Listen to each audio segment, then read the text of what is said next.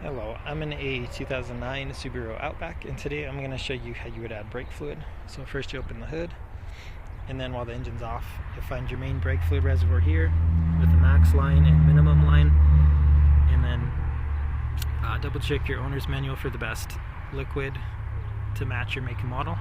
But we'll just unscrew this cap, and then with a funnel or straight from your jug you can fill as needed till you get to around the max line. You do want a little bit of air gap. So once you fill it up, you screw this on nice and tight. And then there's a second compartment here as well you can check that also has a max line and a minimum. So double check that. And this is more of a safety feature that there's two, just to make sure you don't run out. One, more for the front, one more for the back. But once you fill that up, pop this cap on as well.